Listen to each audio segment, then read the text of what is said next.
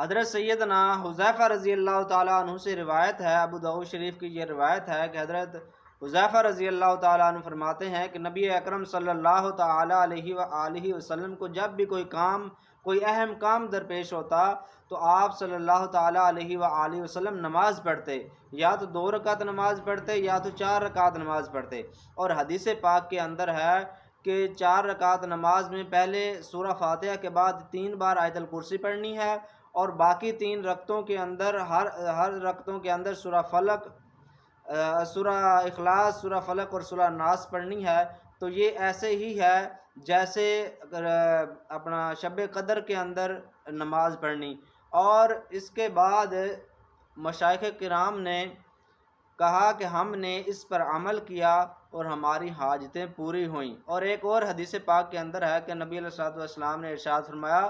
کہ جب تمہیں کوئی حاجت ہو تو نماز پڑھو، جب کوئی تمہیں کام درپیش ہو تو نماز پڑھو۔ ابھی ایک اور حدیث پاک کے اندر ہے کہ جس میں نبی علیہ السلام نے ارشاد فرمایا کہ جس کو کوئی کام اللہ عز و جل کی بارگاہ میں پیش کرنا ہو یا کسی بنی آدم سے کوئی کام ہو تو وہ اچھی طریقے سے وضو کرے، نماز پڑھے، تو اس کا وہ کام ہو جائے گا، اور اس کی وہ کام جو ہے، جو مشکل ہے، وہ پریشانی ہے، وہ دور ہو جائے گی۔ لہٰذا اس کو کہتے ہیں نماز حاجت۔ تو یہ نماز حاجت یہ ضرور پڑھا کریں، جب بھی کوئی کام ہو، کوئی پریشانی ہو، کوئی تکلیف ہو